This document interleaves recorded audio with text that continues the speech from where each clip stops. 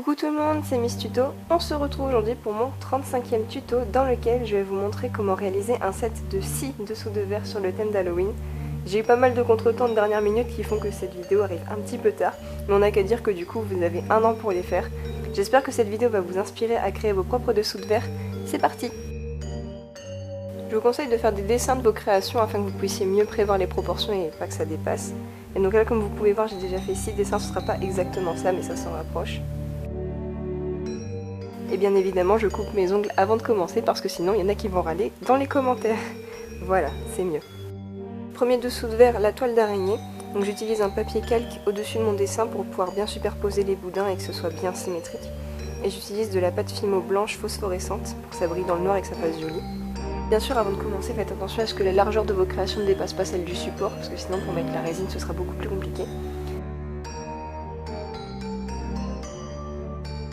Deuxième dessous de verre, le fantôme. Donc j'utilise encore une fois de la pâte Fimo blanche phosphorescente et j'ai juste découpé la forme dans du papier et puis j'ai redécoupé derrière au scalpel. Et là je donne un petit peu de volume en traçant quelques traits.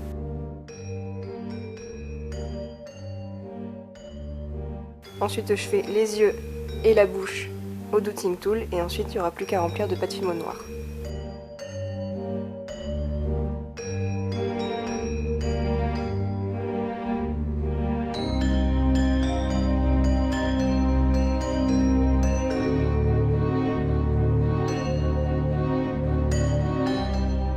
Donc comme vous pouvez le voir, le rendu dans l'obscurité est pas mal avec cette pâte Fimo phosphorescente. On en est déjà à notre troisième dessous de verre, par contre le dessin correspond plus trop à ce que j'ai fait parce que j'ai changé le loup qui hurle à la mort en chauve-souris parce que c'est plus sympa et plus facile à faire. Et donc là je fais la lune, donc je donne un petit peu de volume avec mon Dotting Tool. Et ensuite j'utilise des pastels gris de différentes teintes pour donner un peu plus de zone d'ombre ou pas, donc ça continuera de briller mais plus ou moins fort en fonction des pastels que j'ai mis.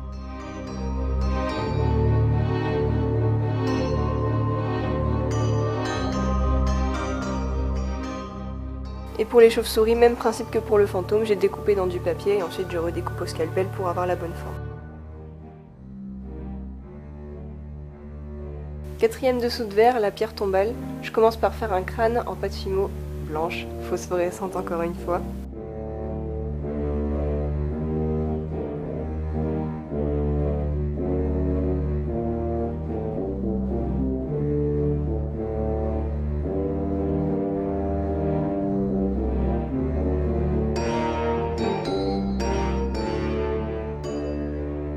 Et donc là il fait un petit peu sombre parce que la nuit est vraiment tombée en 2 secondes, c'est bien des nuits d'automne. Mais ça va très vite changer parce qu'après j'ai activé la lumière dans mon téléphone. Donc là je dessine une croix au Dotting Tool et ensuite je la remplirai de pâte Fimo noire.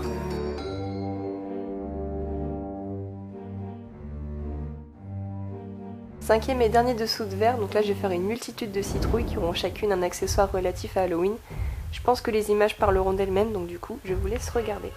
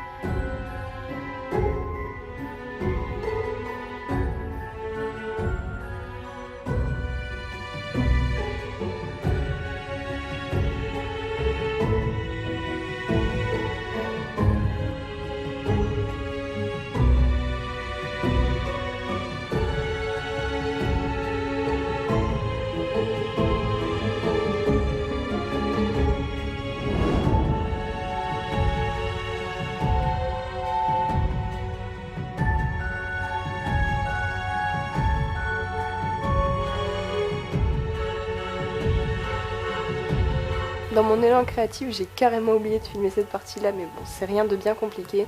Juste 3 boudins de couleur violette, un autre de couleur noire, et enfin un triangle sur le dessus de l'aile pour finaliser le tout.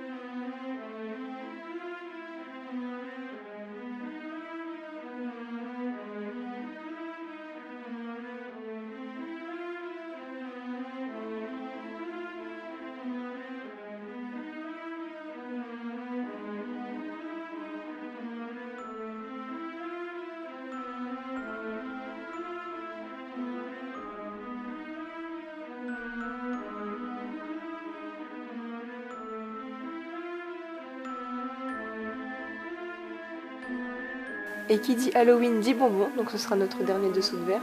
Là je prends un boudin orange et un boudin noir que je vais enrouler pour faire une lollipop.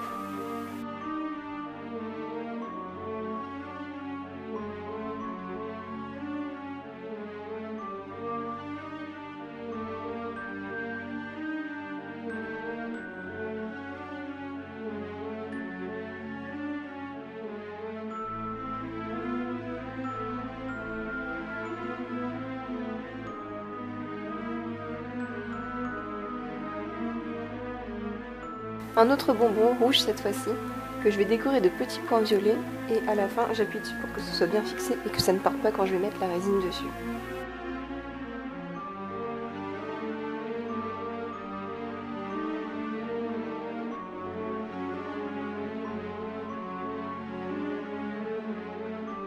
Et je continue jusqu'à ce que le dessous de verre soit rempli de plein de bonbons différents.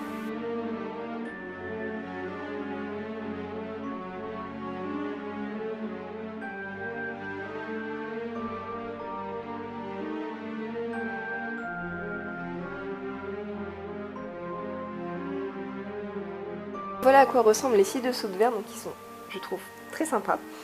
Donc pour la résine, il vous faut un récipient pour mettre votre mélange dedans, un doseur pour respecter les proportions à la lettre parce que c'est une réaction chimique, donc il faut bien respecter cela, des gants pour vous protéger les mains parce qu'on ne sait jamais, et pour ma part je commence par le durcisseur parce que c'est écrit sur la notice, et du coup vérifiez bien la notice pour vos résines parce que nous n'avons peut-être pas la même.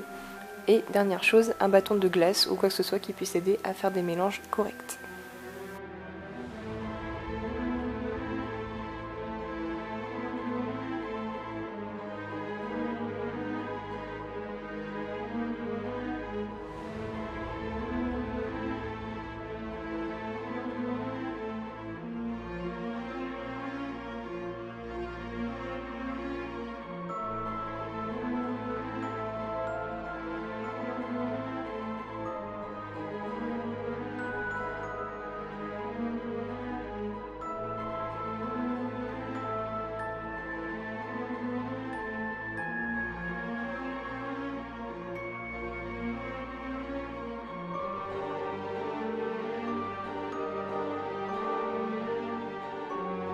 Et voilà, c'est déjà la fin de ce tuto, j'espère que ça vous aura plu. D'ailleurs, si ça vous a plu, comme d'habitude, n'hésitez pas à aimer la vidéo, la commenter, la partager à vos amis, et surtout pensez également à vous abonner à la chaîne pour ne pas rater les prochains tutos.